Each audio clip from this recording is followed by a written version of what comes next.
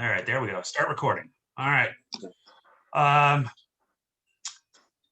it's just about 7. Hopefully more people will show up. I did send the reminders around the last couple of days. So thank you guys for joining. I think most of you guys are semi-local. Except for Tom. Thomas is way out in Ohio. A big fan of the Lowe's last place Tigers. Hey, at least we're in the American League. Hey, somebody's got to be in the basement for a while. That's right. It's a good place to be. The lower level. Oh, our chapter president is joining. Let me admit him. As you guys have seen, we have some great upcoming talks in the future. We have the GM from the Aberdeen Ironbirds will be May 19th for the noon talk. And then we have Janet Marie Smith next month. And we have in July, gentleman who some of you guys may remember spoken to us before, and especially when we had our event there a few years ago, Adam from the Bowie Bay Sox. So we're getting some folks from inside the local Orioles affiliates. I can tell you that we're in the early planning stages of potentially looking at a joint minor league event, and also our major league game at the Orioles won't be likely until September, as things start to open up and things get back to normal and all that sort of thing. Welcoming David from North Jersey. He's here to talk to us about his book about the 1962 baseball season, as well as everything that was going on in the country at the time. He is the chapter president of the North Jersey. Is that the Elysian Fields? Yes. Okay. Chapter. Look forward to meeting him in person at an event down the line, if not at the convention, which will be August of 22, barring no more unforeseen worldwide issues. So I will let David take over. You guys can send him questions in the chat or hold them till the end. And I will just keep admitting folks who keep coming in. So welcome, everyone. Put yourselves on mute and talk DPN. So thank you for having me at the Baltimore chapter. I really appreciate what you guys do. And you're pretty much the standard bearers for SABR. So I really appreciate this opportunity. Some folks I know either through writing SABR articles, or John I've known for a few years from the SABR conference in New York. I want to talk about how the book came to be, what the book content is, and what I learned from it. And then I'll be happy to answer any questions you have. I'll probably talk for about 15 minutes or so. So basically, this book was not the book that I set out to do. The book that I set out to do was a chronicle of the Mets and the Colt 45s, because I had never seen the Colt 45s in scholarship. I've seen a lot of Mets books, a lot of books about the 62 Mets or incorporating the 62 Mets, but I wanted to do the expansion team side by side. And my title was The Amazing Season. Here's what happened. I had taken a writing workshop where the book Our Bums was born. That's the book I did about the Brooklyn Dodgers. So I went back to that workshop. It was being taught again by the same guy, a literary agent. And when I came in with this idea, he said, David, I understand that you're a baseball guy, but books with broader topics get broader readerships. So I came home that night and there were certain things that I knew for sure about 62. I knew John Glenn, I knew the Cuban Missile Crisis, I knew To Kill a Mockingbird. But when I Googled, I found 40, 50, 60 topics and subtopics and possible storylines, and they just overlapped. And I said, well, now the scope has changed. So when I went back to the class, I said, I think I can do this if I do it half baseball and half history and pop culture, because it was a great year for baseball, as you guys know. Besides the Mets and the Colt 45s, there were 5 no-hitters, epic World Series between the Giants and the Yankees, an NL playoff, which was pretty rare in those days between the Giants and the Dodgers. So everybody in the class agreed that this was the better way to go. Now, the content. Well, some people think that it's 80% baseball or even 90% baseball.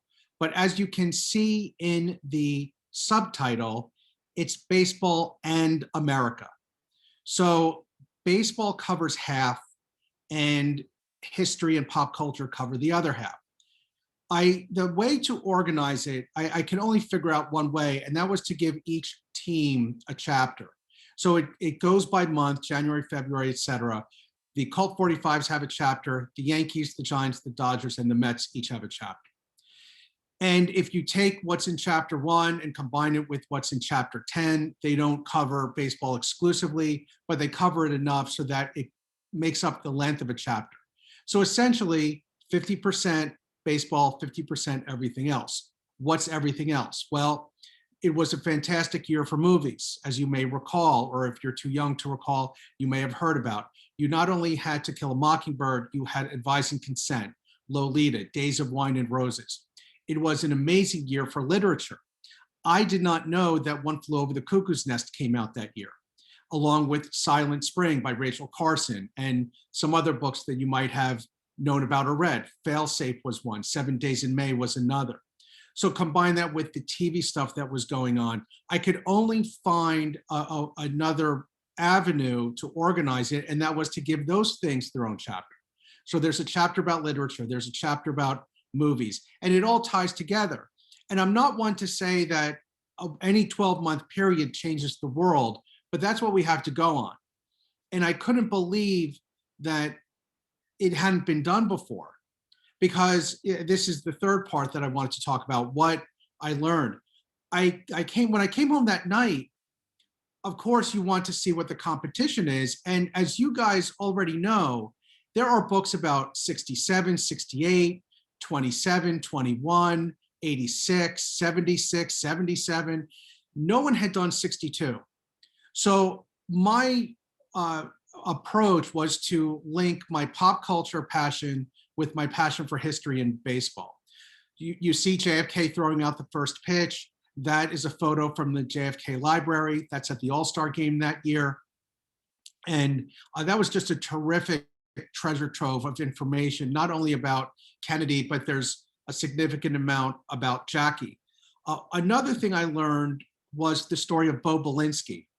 And what's coming back to me, the book was only released officially on Saturday, but it was available for a couple of weeks before that on Amazon. And what's coming back to me the most are responses to the Bo Belinsky segment.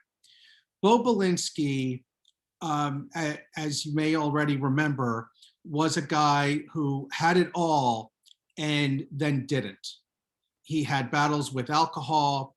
He was engaged to Mamie Van Doren, threw a no-hitter for the Angels, first no-hitter, I believe, on the West Coast, 26 years old, came from Trenton, which is about an hour from where I am right now in Jersey City. And just, he's in Southern California, he's dating starlets, he's a major league pitcher, but his career didn't really amount to anything. 28-51 lifetime, bounced around the majors, bounced around the minors, found himself in Vegas, which I cover quite a bit, and not a great place for an addict, you might think, but he found a pseudo family. And it's a real interesting arc. So I was going to say story arc, but that's for fiction. But it is a great arc to his life where he was estranged from family. He had 3 marriages that didn't work out, but he did what he could. I'm not empathizing because I don't know what happened before then. I only know what the folks told me who were in Vegas, and they didn't recognize the Bo they heard about. He wasn't a carouser. He wasn't a boozer at that time. He was trying to get his life together. So that's one major thing I learned was just call people, email people. I emailed the president of this auto dealership that has dealerships now in about 6 or 7 states, I believe. And I didn't think he was going to respond to me. I'm just a guy writing a book. And I had found his name through some article about Bo, and he responded. His name, Tyler Corder at Findlay Auto. He responded in 10 minutes. And he's been extraordinarily generous with his time. He arranged interviews for me for the book to get other people who knew Bo to share their stories. And he's been great in helping me promote it now in the Vegas market. I can't say enough about going the extra distance and just making that call if you're writing something, a book, a SABR article, you're getting ready for a presentation. Just make that extra effort because you never know what's going to happen. I understand someone in the room is from Ohio. I was told to say something good about Ohio. Well, Thomas, the Ohio State University, where, oh, you must have gone to Michigan. The Ohio State University where John Glenn's archives are located. Boxes and boxes of papers and files. So in that respect, what I did was I picked some of the letters he got from kids at random. And I called these people up. I said, you're not going to believe this, but I have a letter you wrote when you were 9 years old. And it was fascinating to hear them talk about the early 60s. Getting back to baseball, Tommy Schlamme, who you may know of, or the name may sound familiar, he's a producer. He produced The West Wing, he produced Sports Night, Snowfall is on one of his, is an entry on his amazing roster of credits. And he sat down with me for an hour when he was in New York, and we talked about growing up in Houston and what it was like when the Colt 45s came to town, what it was like to say goodbye to the Buffaloes, which was an amazing minor league franchise. So the idea of growing up in Houston, I wanted to cover, not just the Colt 45s, but the space program.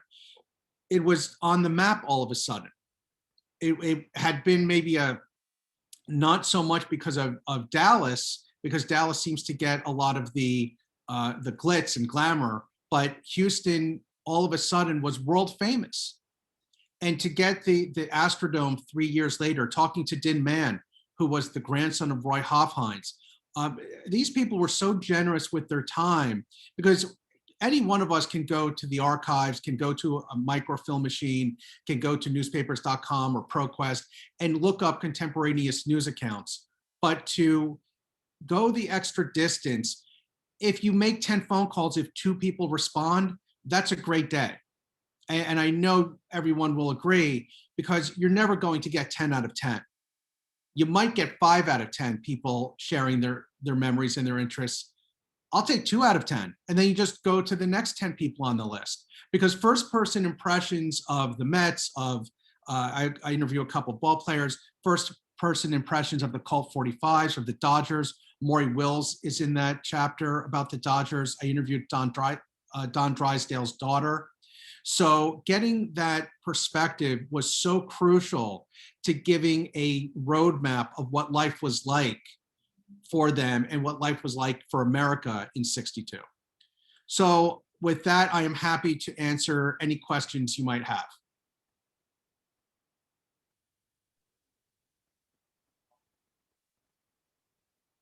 Go ahead, guys, chat or just raise your hand, ask away. Yeah. Hi, Hey, Bruce. I was born in 1950, and as you know, John Thorne says that the best baseball, or the classic baseball, is when you were 12 years old, and that certainly applies for me. Right. My family moved to California, and I was approximately a Yankee fan because I was too young and stupid to know anything else. And that Giants team in '62 turned me into a fan that I retain to this day. But I also want to know if you are familiar with this book that does detail the '62 season. Right. It's written a while ago, and it just focuses on the Giants and Dodgers, I admit. Right. Well, that's a hyper-specific book that's great for us, because we examine almost at a microscopic level these two teams. I wanted to get away from a play-by-play. I don't really like reading that in a book. I'm much more interested in the impact of a game or the story behind the game, rather than, Mantle hit a grounder to short and Maris flight out. Well, right. We can get that in the Save Games Project, and we could get that by going to old newspapers online. I was much more interested in the story after the game. What were they saying? What was the pitch that they hit the home run off of? Well, and that's really what I'm trying to say, is that I sort of became aware of the world in 62, of the stuff that was going on. The Cuban Missile Crisis I was aware of. I remember good teachers that I had in school that year. I remember playing in Little League for the first time that year. Just a whole bunch of things occurred for me in that year living in California. And for me, 62 is, I don't know, it's just monumental in my world history. As I look back in history, 62 is fantastic year. Yeah, I got that sentiment a lot, Bruce. When I was doing the research and talking to people, they started to open up about the movies, the TV shows, the sports teams. If they were Dodgers fan, what was it like to go to Dodger Stadium the first year? What was it like to be part of a crowd of 40,000 chanting "Go, go, go" every time Maury Wills is on first base or second base? And Maury shared some of that excitement and sentiment with me.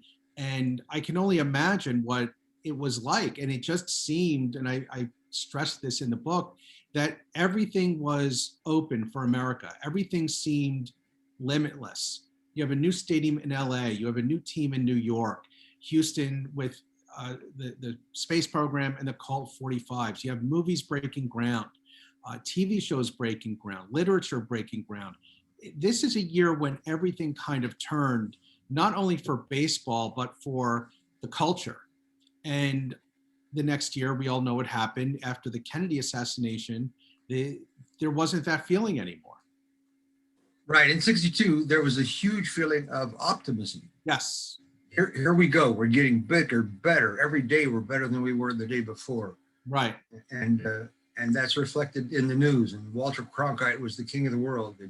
The most trusted man already.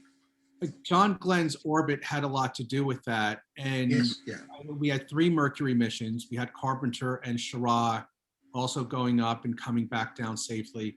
So it was a time of kind of being the cock of the walk, being shoulders back, strutting. Everything was fun. People who grew up in that era told me it was just fun to be a kid in the early 60s. It was fun. It was fun to be a baseball fan. Even if you weren't a fan of the teams mentioned, you followed them. The Yankees certainly, because the Yankees are national. But Dodger Stadium debuting, it looks modern now. I can only imagine what it was like in 62 when it's this glorious new ballpark in Southern California. Just outstanding. Did you interview Bobby Richardson by any chance? No, I didn't get a chance to interview him, but he's profiled. His picture is in there. It's funny. Somebody gave me a review and they complained about the pictures. This person doesn't realize, but everyone here will realize, when you use a photo, you can't just grab it off the internet. You have to pay a license fee, or you shouldn't. You have to pay the copyright owner. So he got, I don't want to say pissed, but he seemed to have a problem that I used a photo of Richardson at the University of South Carolina when he was a manager.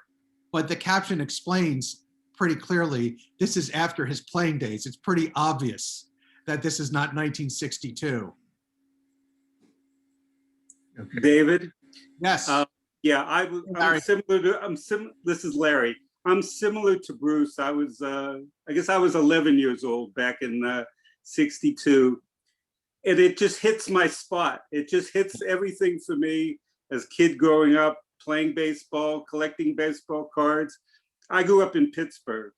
And of course, 1960 was the epicenter, for us. It was everything. And it was funny because 62, I can remember I can't remember last week, but I remember 1962. Yeah. And I remember them, during the space program, we would get a TV wheeled into our room. Yeah. We watched every lift, I don't know how many were there that year, but we watched all those, from 61, I guess was Alan Shepard, into 62. And I thought, oh my gosh, we're doing this. I thought they just did this for the World Series. This was great, But it was just it's just the time in my life that I really have really fond memories of. And it was the baseball. And of course, I was in the National League city. And back then, we didn't know anything about the American League. There were no, you might have had a game of the week on, but we never saw any of the American League. So Right. they were a mystery to us, except for the All-Star and World Series. What was interesting to me in terms of the Mets, they were so bad, but they didn't really like the lovable losers name. They were not lovable, and there's nothing lovable about losing, and they didn't consider themselves losers. They just wanted to go out and try to win, which they did. But fans told me, either on or off the record, that they fans didn't care. They were interested in having a team. They knew that these guys were cast-offs. And I talk about that in the book, that some of these guys didn't have much of a major league career. John will tell you, John will remember them. Either 62 was their first year in the majors, their only year in the majors, their last year in the majors. So it was important because the fans wanted to see Sandy Koufax again, and Willie Mays, and Don Drysdale. So when the Reds and the Braves and the Dodgers and the Giants are coming on road trips, they're going to get a chance to see the people that they once either rooted for or against. And for Houston, I don't think Houston had ever been, they were just not exposed to major leaguers, except maybe if there was a barnstorming exhibition or something like that. So it was very exciting for Houstonians to get together. And I don't know who was at the Houston SABR conference, but you may recall that I won the auction to throw out the first pitch. But the day before that, I was not at the conference at all. I went to the University of Houston, where there's a tremendous archive called the George Kirksey Papers. And George Kirksey was a PR guy. He was a public relations guy who helped the organization get off the ground. And just tremendous amount of information, demographic studies, memoranda, letters, team newsletters, articles, all about the founding of the team, because they had to prove that a major league team was viable in this metropolis, that the growth was enough to sustain it, that there was a viable media market, TV and radio, and that they would get people to come to the ballpark. So it was really interesting for me to see that side of things, because I hadn't really been exposed to papers of that sort in any other research that I've done. For me, being as I live in Northwest Ohio, 1961 was the igniter for me. We had in Detroit Norm Cash hitting 361, and we also had in New York the Maris Mantle. So it was an exposure to the New York Yankees for many of us as youngsters playing youth baseball. But probably just as exciting for my friends, as we were all infielders, besides the Tigers and the Yankees, we were exposed to some great shortstops, Murray Wills, Louis Aparicio. Right. And so that was the awakening for at least me and most of my friends growing up. That was 61. So, 62 is just one summer away. So that was our introduction. It's funny you mentioned Maury Wills and defense, because I went against the grain and picked a photo of him on a defensive play rather than running, which would have been the norm. But I wanted people to understand he really was a great defensive shortstop. And by the way, another Ohio nugget for you, Thomas. Bob Feller was inducted into the Hall of Fame in 1961. Yeah, Rapid Bob. Yeah. I was a college senior in 1962, graduating from Lehigh University. And I was very, very interested in the Mets. And why? I was one of the few Lehigh students who followed the baseball team. We had a pitcher, Craig Anderson, Right, who got drafted by the St. Louis Cardinals and was on that original Mets team. right. So I really followed him. And actually, Craig, I did a bio for Craig on Craig for the bio project. And it was interesting because he gave a lot of anecdotal information about those original Mets. Just two little things that happened that year. He won both ends of a doubleheader. Yeah. In like the first month of the season, and almost won both ends of a doubleheader later on. Right. And then he lost 17 in a row. At that time, it was the major league record. Right. I asked him about Stengel. And he said, well, Stengel used to come to the mound. And I said, what did he say? He said, I had no idea what he was talking about, but he would take me out. And he had a lot of little anecdotes about that. Frank Thomas was an unbelievable needler. Right. We kind of put that in context when he got into that trouble with Ricky Allen or Dick Allen. But the 62 was a great year. One of the other things Bruce mentioned, optimism. Yeah, we didn't even think about Vietnam in those days. I had classmates graduate from Lehigh who were really gung-ho and looking forward. And I don't know what's in the book about Vietnam, but it was a whole different perspective on Vietnam in 62 that changed quite drastically over the next 3-4 years. Nothing's in the book per se, but in the research on Route 66, which was a popular TV show, George Maharis left and Glenn Corbett took his place. And his character's backstory was that he had just gotten back from Vietnam. And that was a 1963 episode. And you all remember the Herman Munster Dodgers episode of the Munsters, where he's tearing up the field with the home runs and the ball going underground and going through people's gloves. And at the end, Leo DeRocher says, I don't know whether to sign him to the Dodgers or send him to Vietnam. And that was 1965, which was also before things really escalated. So there's nothing in there about Vietnam, but the first episode of 62 for Route 66 takes place in Boston. And the two guys, Buzz and Todd, encounter a super patriotic guy at one of the Boston monuments. It turns out he's not super patriotic, he's a white supremacist.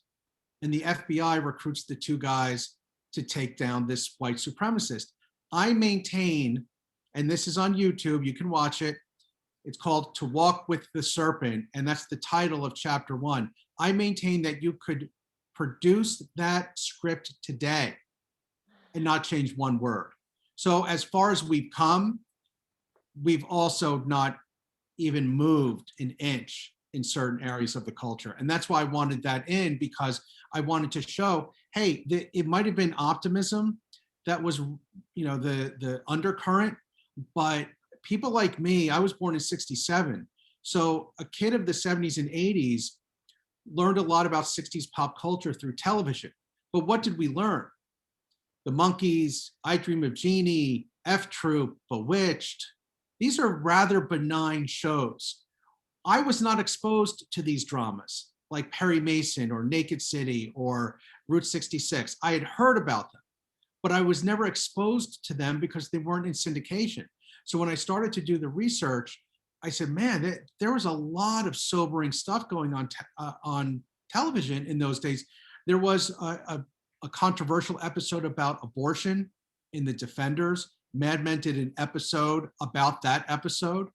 And it's just a funny thing to me to when people don't, they don't get curious. The one thing the agent told me was you need one thing to be an author. You don't need money and you don't need connections, you need curiosity. And curiosity will help you turn the page. It'll help you go for more research. It'll help you give context. And I had that in my mind. So if I watched one episode of Route 66, I said, well, maybe I should watch 3 or 4 and get a flavor of it. If I wanted to watch or review a Craig Anderson loss, I probably wasn't going to read 17 newspaper articles, but I might read 5. and I might go to all of the dailies, because back then you had the World Telegram and Sun, and you had the Herald Tribune and so forth. So you wanted to get as broad a picture as you can so you can shape the research. You mentioned the Defenders. I was also born in 1950 and grew up in Chicago, where we had 4 daily newspapers at that time, with terrific sports writers as well too, as you can well imagine, with two major league teams.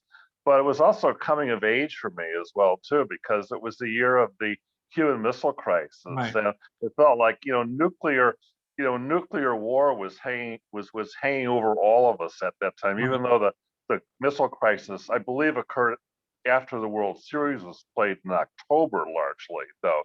Right. But you mentioned the Defenders. There's another program that I think may have been in that time period called East Side, West Side, which was started George C. Scott, Yeah. I believe, as a social worker Yeah. in a New York City agency, and they covered a lot of the same issues that were portrayed on the Defenders: homelessness, juvenile delinquency, desegregation, child molestation. I mean, these are powerful Right. issues, though, to portray on television. And as I recall, it came on like 10 o'clock or 9 o'clock. It was not the family hour, in other words. No, So and later in the evening, though. It only lasted one season, and perhaps because advertisers and audiences weren't ready for that kind of hard-hitting show week after week. There was another show called 87th Precinct, which had some of the same issues. That was based on Ed McBain's series of novels. And I read 3 of the novels that he wrote. They came out that year. And just incredible realism in terms of the storytelling. You really got a sense of the characters. And the TV show was great, only lasted 1 year. So that doesn't change the memory of it being optimism and progress. And I would say that things like the shows we're talking about, maybe they didn't last, but things that came after it would only have debuted if these guys were the first ones. I mean, you all remember Moneyball, and you remember what the GM or the owner of the Red Sox says to Brad Pitt: the first guy through the door always gets bloodied. The first guy always gets bloodied. He gets mocked, he gets ridiculed. It's always going to happen. That's just the way it is. So some of these shows, even though they didn't last very long, look at what came after it. I mean, 10 years later, we had All in the Family and MASH and Mary Tyler Moore and so forth.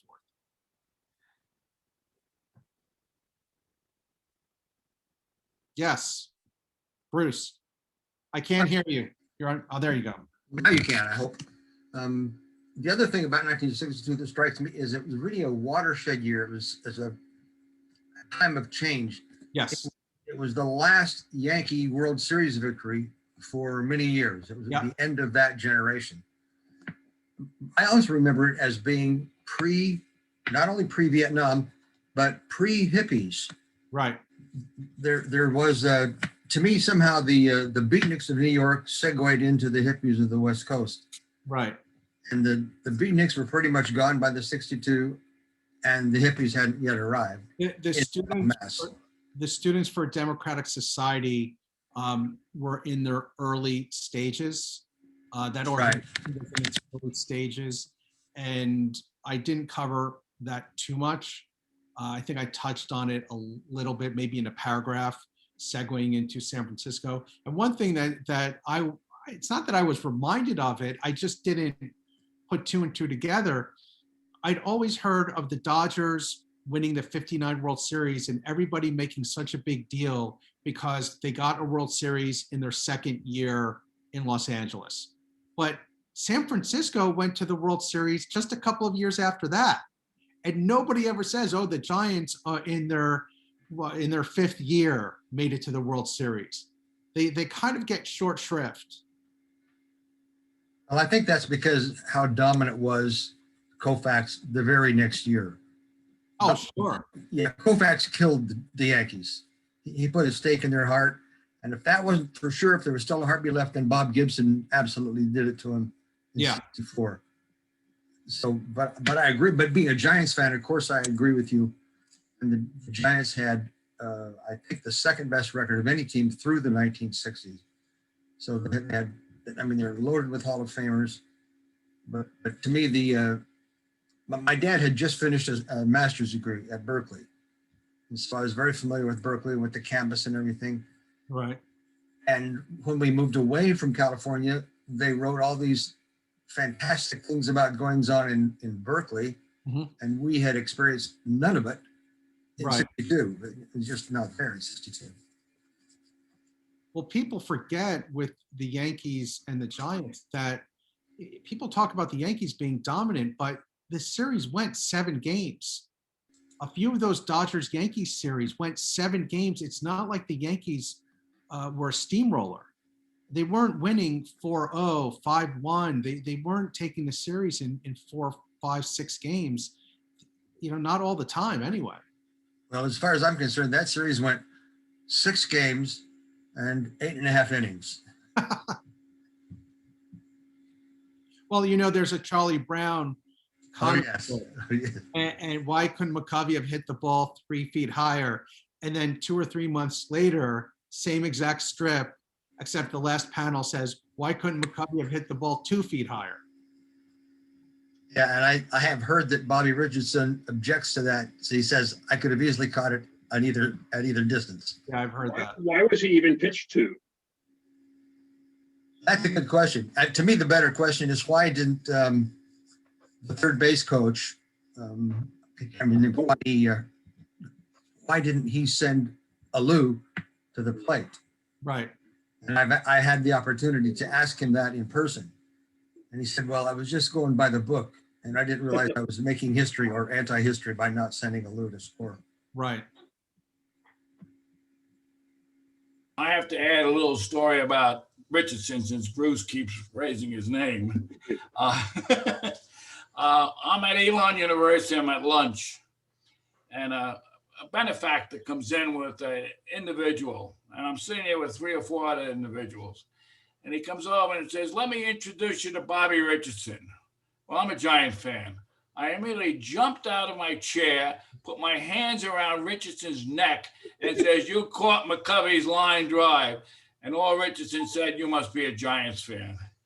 And so that's my little story. Actually, I got to know Bobby a little bit after that.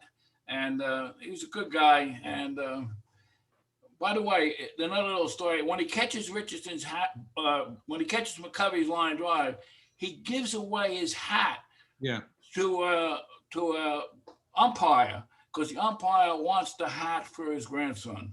So it was a nice gesture at the end. Sorry to go off screen. I just realized I hadn't plugged in the computer and I was down to 10%. Tom is talking about the Rocky and Bullwinkle show.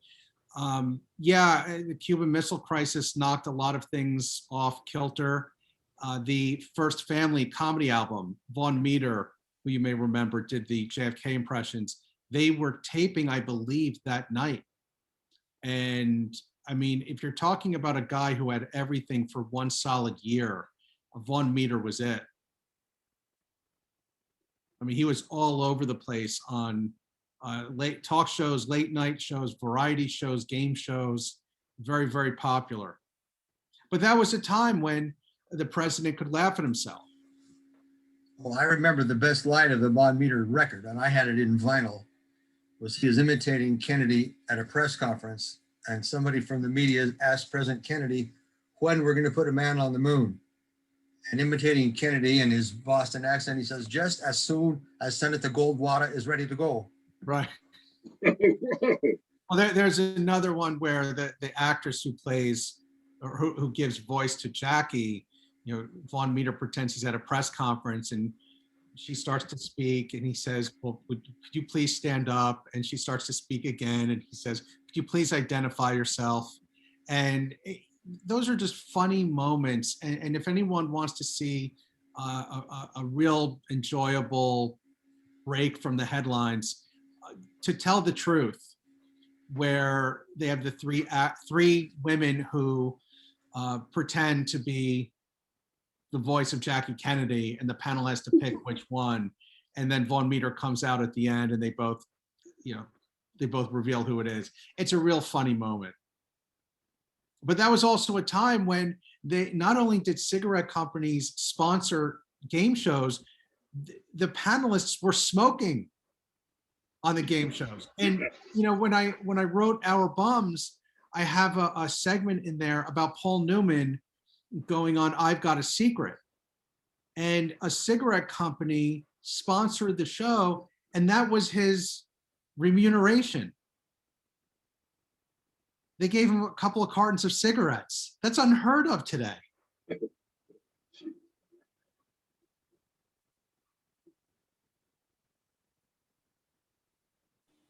Is anyone here working on a book? I'm interested in what you guys are doing.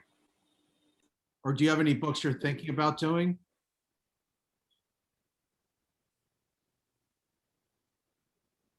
John? I can't hear you.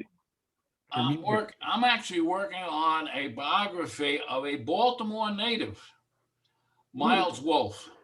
Everybody know who Miles was? No. Miles, Francis knows who he is because he's in Carolina. Miles graduated from Hopkins, grew up in Baltimore. His father was a news editor of the Baltimore Evening Sun, went down to the Greensboro Daily News and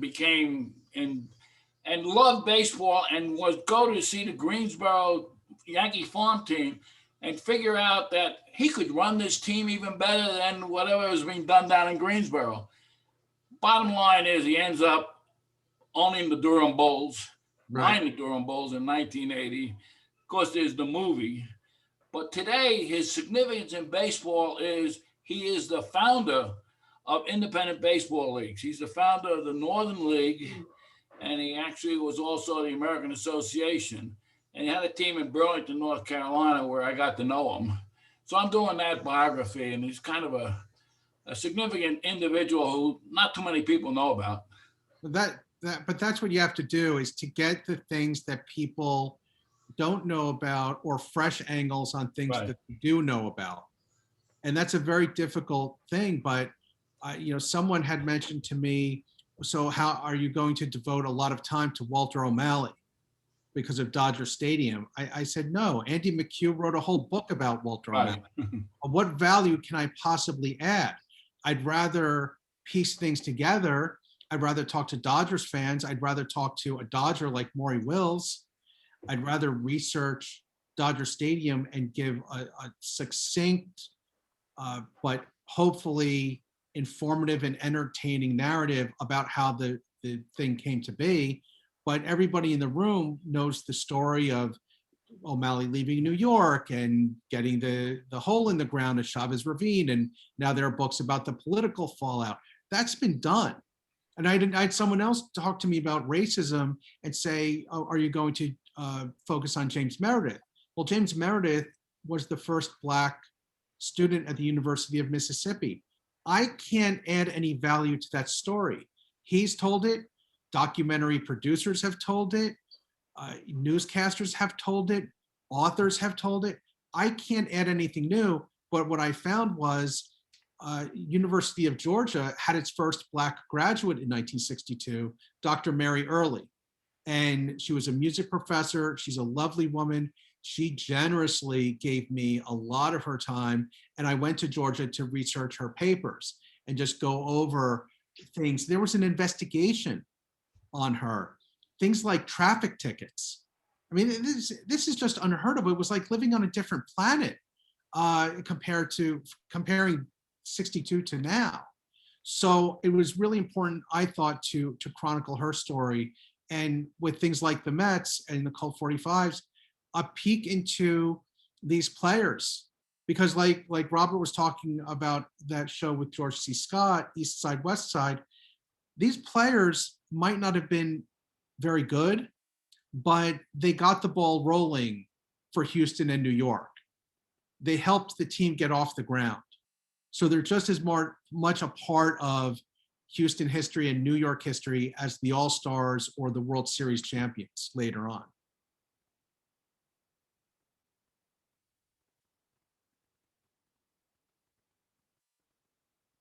Peter, are you working on anything? Well, the book that I'm working on actually has nothing to do with baseball. It's actually about my cancer journey.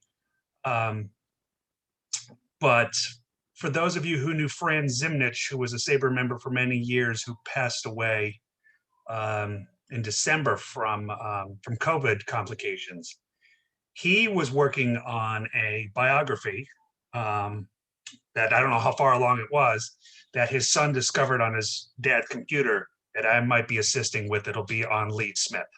So I don't have a status on that, but that'll be something I'd like to, that I'll at least be participating with someone else on down the line.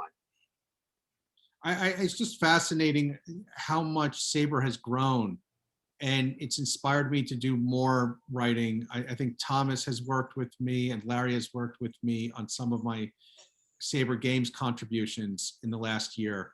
And it's just a fantastic resource, and it's so inspiring to keep digging and doing more investigation, more research on topics that you think have been well worn, but they're not. There's always a different way to slice it.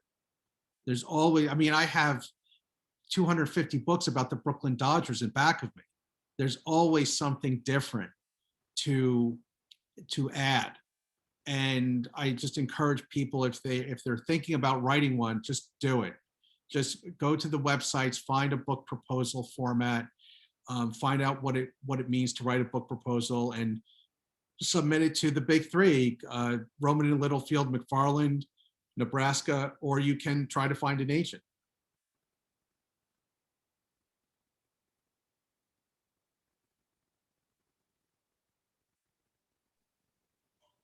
Does anyone have any questions about the way the book is organized or anything specific about the content?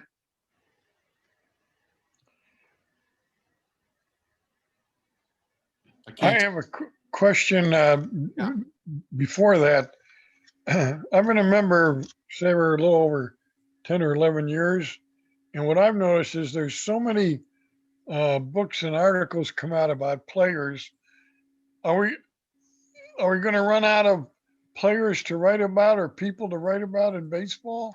There are What's the 20,000 saturation level? leaguers and only 5,900 biographies, I think.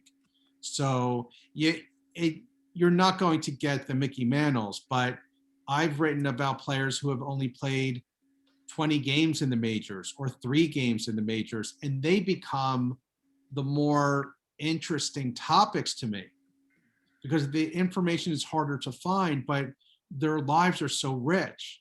And you can get microfilm from other libraries. When libraries open up, you'll be able to do it. And sometimes you can get stuff on ProQuest or newspapers.com. But I don't think there's ever a danger. I mean, how many SABR Games projects are you guys working on? There are 162 games for every team. We'll multiply that by 30. I mean, you'll never run out, ever. And there are always topics for the Baseball Research Journal. You guys have gone to the conferences. You know, there are always fertile topics for discussion.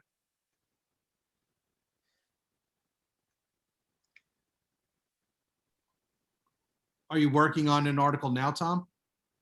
No, I'm trying to read. I still have a backlog, a lot of baseball books to read that I'm hopefully trying to get done by next January, when hopefully the DC chapter will have the annual SABR Day meeting and at some hotel to be discovered in the DC area, so I can finish all the books that I've gotten for the last couple of years and turn them back in. Peter and I were talking about this morning, that when you go to a SABR conference, it's a pretty good bet you're going to drop between $200 and $300 on books you're never going to get a chance to read anyway.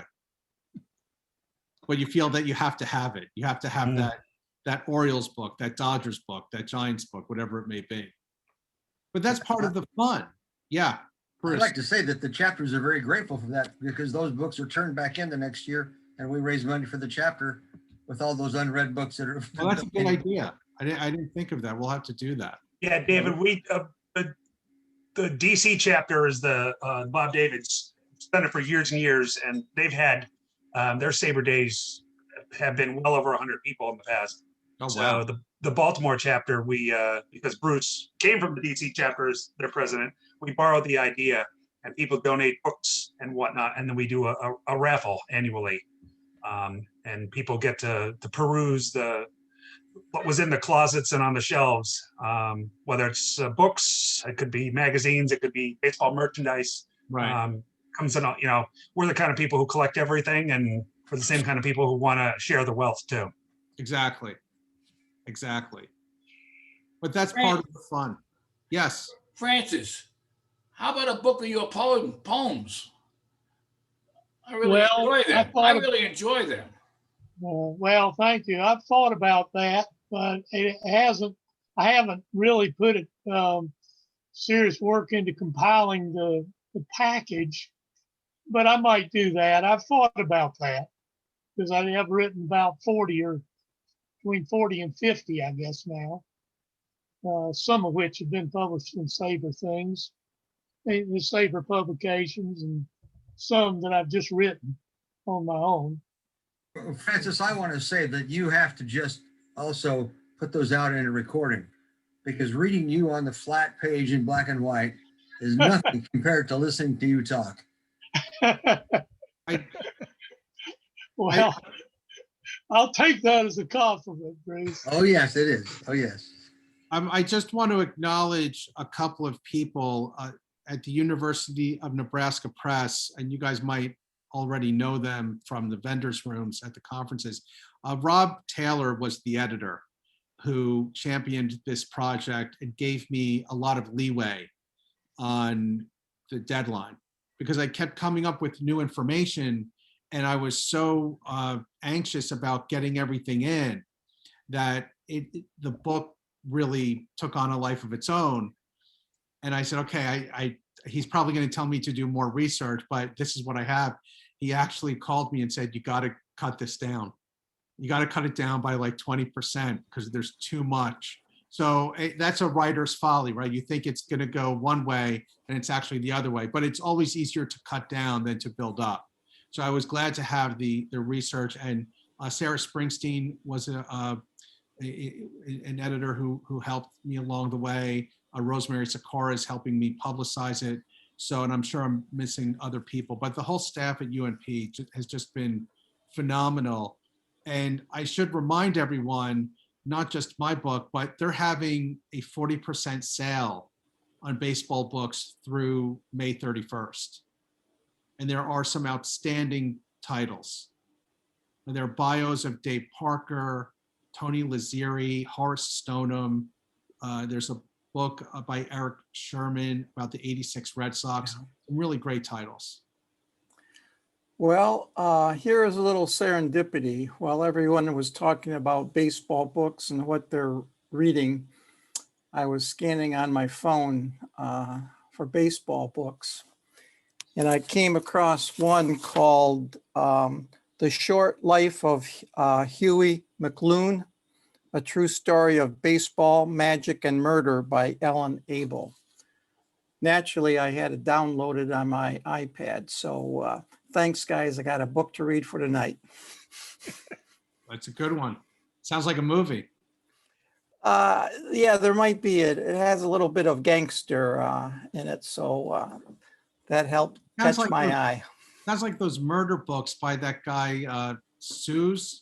Yeah, Troy Seuss. Yeah. Very dark. Those I enjoyed. Those I truly enjoyed.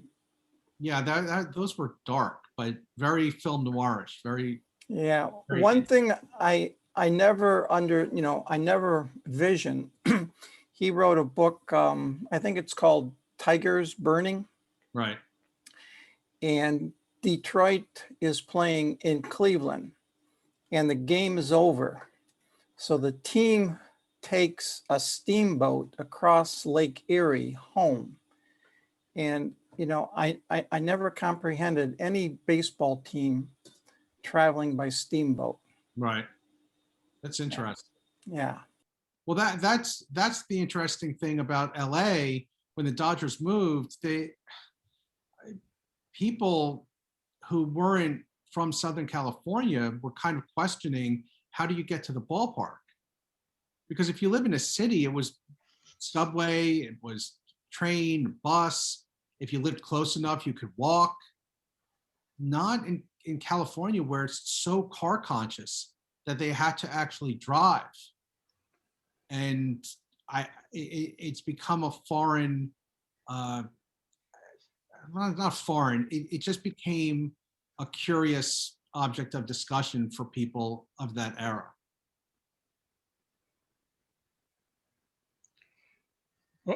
Speaking of steamboats, growing up on the shores of Lake Erie, the automobile industry manufacturers in Detroit would ship a lot of their boats to Cleveland by Lake Erie Transit, and there was a building at the corner on East 55th Street and Interstate 90 Memorial Shoreway that was just for a garage for unloading cars from Detroit and also from Canada, because obviously Detroit had manufacturers in Canada, some of their cars.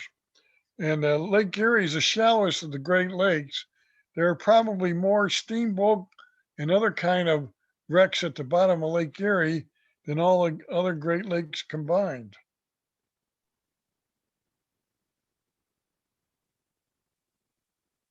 I just point that out for whatever. I was late in getting on today because for some reason, mentally, I keep forgetting that you have the meetings on Wednesday night, and I keep forgetting to mark to turn it on. So I missed the first 15 minutes of your presentation, David, and I would like to ask, of the 1962 season, when you wrote the book, is there any one thing that sticks out in your mind today and you always remember? Oh, talking to Maury Wills, being on the phone with Maury Wills, and sharp as a tack, remembered Walter Alston and basically Walter giving him a free rein on the base paths, talking about different pitchers and how the pitchers would pitch to him, how he knew how to get a jump on a certain pitcher, depending on the body movement and the gestures.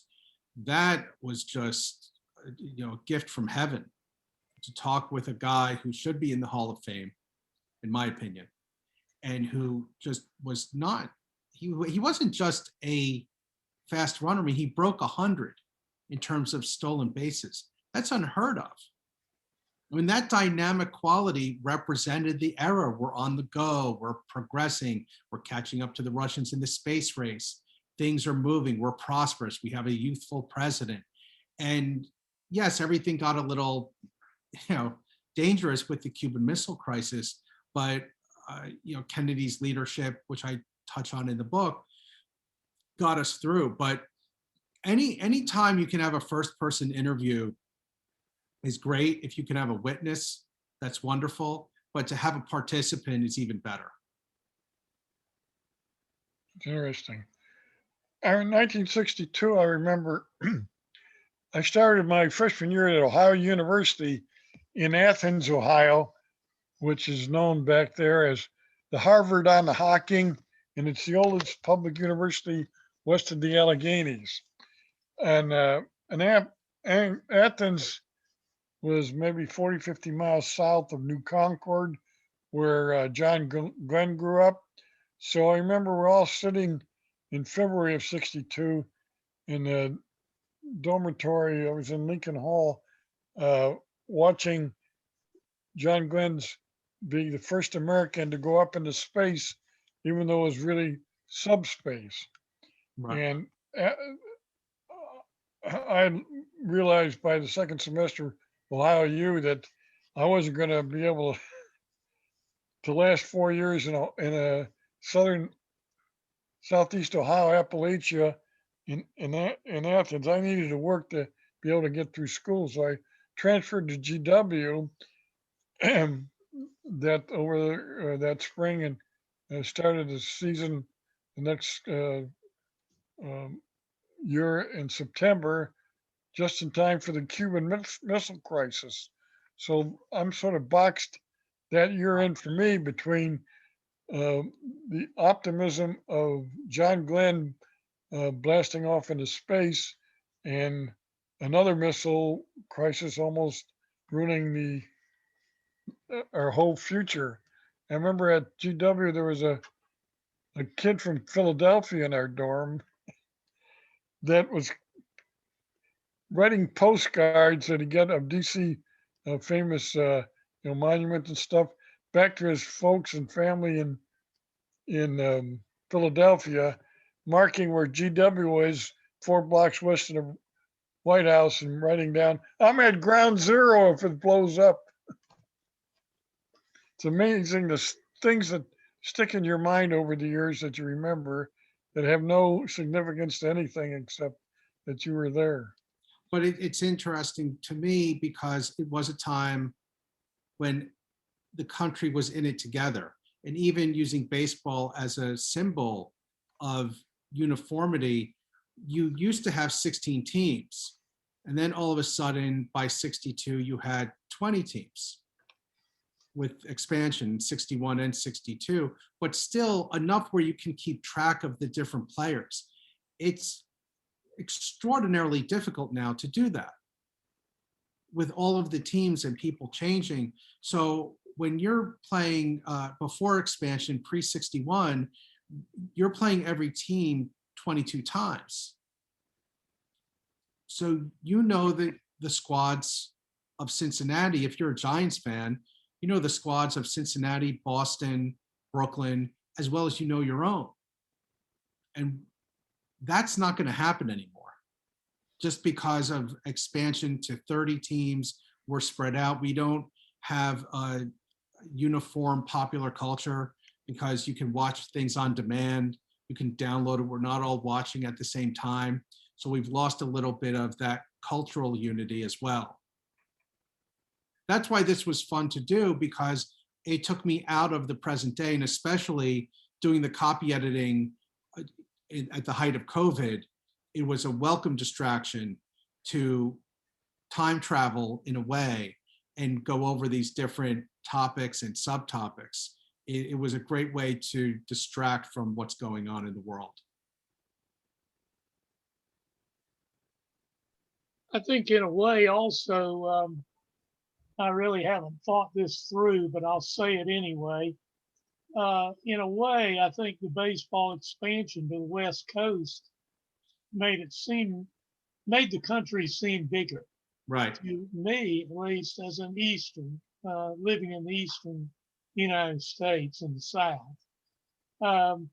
Because before, I remember, when there was teams just in Kansas City or St. Louis, that was West, before baseball expanded to the West Coast.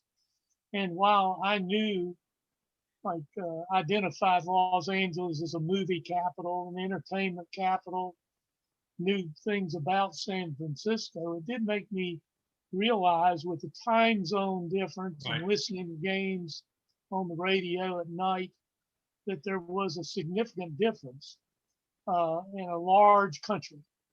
And I don't know if it just kind of made me, realize that more, even though actually 1962 was the year I graduated from high school and went to college at the University of North Carolina, Chapel Hill.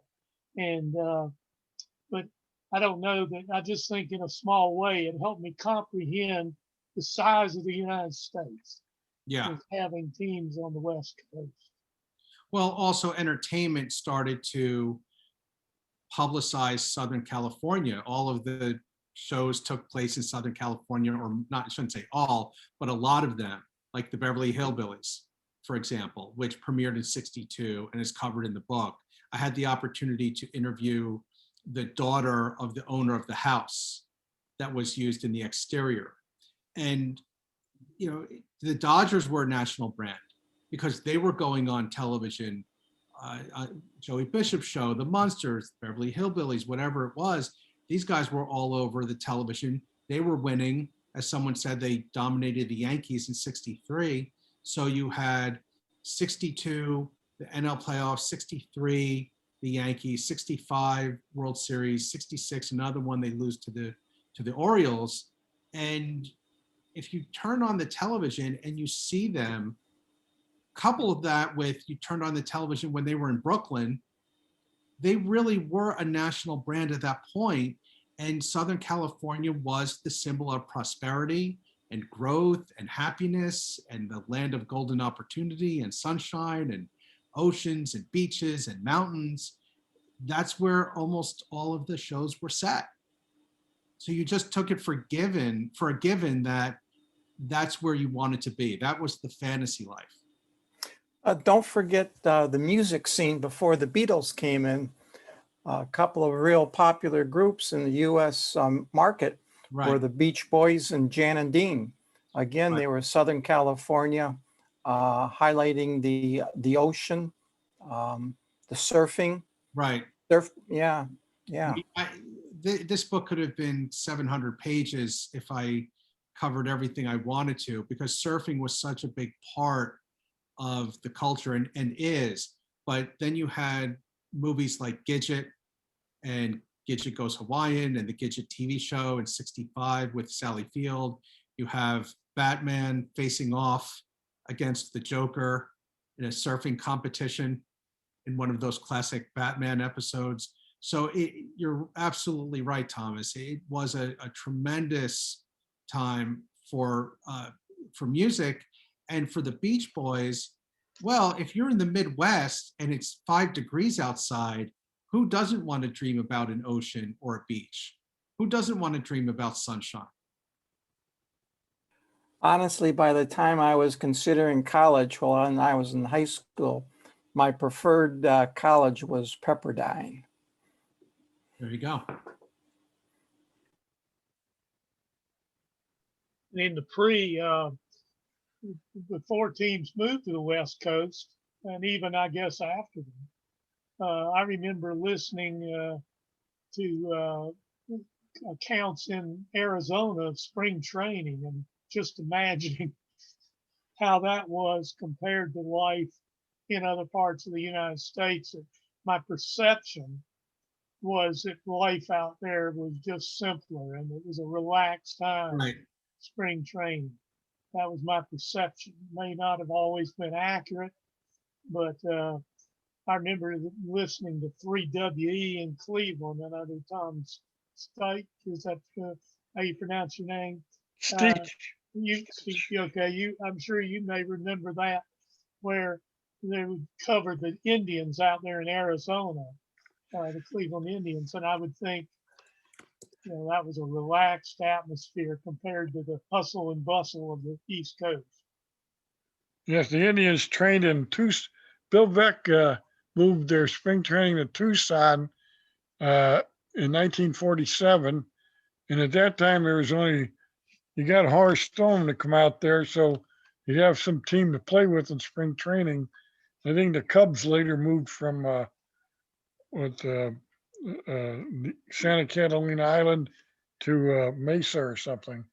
But the Indians played at High Corbett Field in Tucson, and I think it's still there, but I don't think it's used by any major league team for spring training or anything else. And that was always, it was always warmer there than it was in Cleveland in March, April, May. I have a question of Tom. That picture behind you of a catcher holding a bunch of baseballs, how many baseballs is he holding? And that picture is what Johnny Bench took to make his commercial that's on this TV you see these last couple of weeks. I think he's holding 6 balls, and that's Mickey Cochran. Okay. Yeah, former Tiger manager. Yeah. I can't help you with the Johnny Bench part of the question. It's true that is true. I thought it was Ernie Lombardi. Well, the commercial is some fella, Bench is sitting at a bar and a guy comes up to him and says, "Are you Johnny Bench?" And he says, "Yes." "Is it true that you held 7 baseballs in your hand at one time?" And Bench turns to him and says, "I don't do that anymore." And he's holding his right hand with 7 hamburgers in it. So I don't know if it's a Wendy's commercial or what.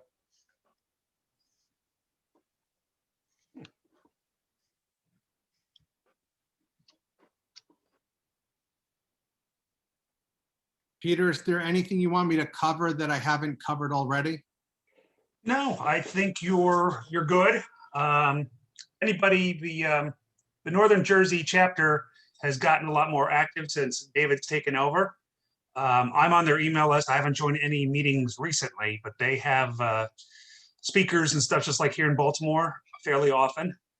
So you guys who are SABR members, you can go in and join his roster, the Elysian Fields roster, and get their emails and and participate in some of their activities as well. They're pretty active. I think I'm on probably 15 or 20 different chapters, and I get something from David probably about once a week or so.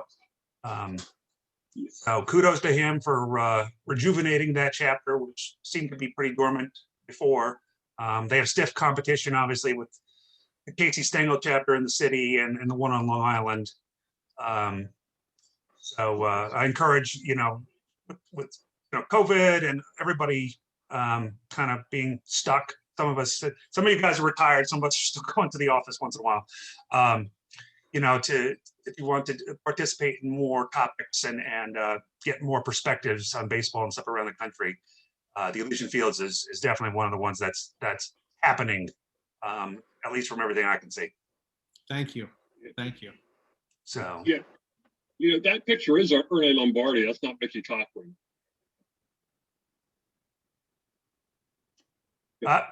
You're on mute, Thomas. I'm looking to my originals, and you're right, Ernie Lombardi. Yeah, Oh, yeah. But I was looking to see if it's 6 or 7 baseballs. The only other thing I would ask, Peter, is if people are going to buy it on Amazon, please consider leaving a review. But I understand that you can only leave a review on Amazon if you buy the book on Amazon. yeah, they've changed that recently. Okay. You used to be able to, or maybe if you log in and you bought stuff maybe through Amazon. I have left reviews for people in the past few months, and I haven't actually bought the book through there. In one case, I got an advanced copy, and it did eventually populate as a review. So you might be able to get around that, but it will say before you get to the review, it'll say did not purchase via this site type of thing. Amazon is offering a 19% discount right now on the hardcover and 51% on Kindle. I have no idea how long that will last, but that's what it is as of tonight. Those of you who know, I'm moving in a week. You can see boxes behind me. I'm not authorized to buy anything for the next couple months, according to the missus, but obviously please support David and any other fellow SABR members who release items. For those of you who don't know, as you know, usually when there's a convention, there is a tie-in. Baseball books concerning the significant games and ballparks and everything. Those of us in the Baltimore chapter and around the country who contributed articles to the book that was supposed to come out in 2020 that Bill Nowlin put together. It's finally going to be published, even though the convention is not for another year, sometime this summer. So you guys will get an email. You'll probably be able to download the PDF for free as SABR members or purchase it. And anybody who contributed an article, maybe John Burbage's, I'm not sure, anybody else on here, aside from myself, will get a complimentary copy. So look forward to that, and it should hold you over for another year of interest in Baltimore baseball before we all see each other in person in August of 22. Maybe I have to do a revision after today. Maybe they might add it to it. I don't, I'm not in charge. I just contributed a little bit. So, and actually, hopefully they updated, because I hope they put the sign in for Oriole Park 5 for that for the section, since people did pizzas not only from on games but all the significant ballparks in Baltimore history, Negro Leagues and everything else. So, all righty. Anybody else questions for David? You guys can, you can find them through the SABR tool and email them, send messages. Don't forget, our next virtual meeting will be 2 weeks from today. So the 19th at noon with the general manager for the Aberdeen Ironbirds, who recently got promoted from short season A to high A. And obviously we'll be playing a full season this year. So Mr. Graham will be joining us, and he looks forward to it. I just touched base with him a few days ago. And then we have January Smith next month. We have John Burbage next month. So interesting stuff coming up. And I'll be in my new home by the next meeting, so hopefully it won't be as much of a disaster behind me. So, so if there's nothing else, anybody who missed this will be on the SABR website. Jake could probably put it up in a few days in the archive section. So feel free to find the link and send it to your friends or anybody who wants to see it. I have a general question. Appreciate it. Thank you. Thank you, David. Thank you, ahead, Peter, for Tom. putting this together. Thank you. Thank you. Minor league, the AAA minor league season started yesterday? Or what? Correct. Yeah. Yeah, Correct. yesterday and today, all minor leagues are starting. Okay. I Thank you, everyone. game is tonight. All right, guys, Take care. be in touch. Thank you, guys. Thanks a lot. Thank you. Thank you. Always great.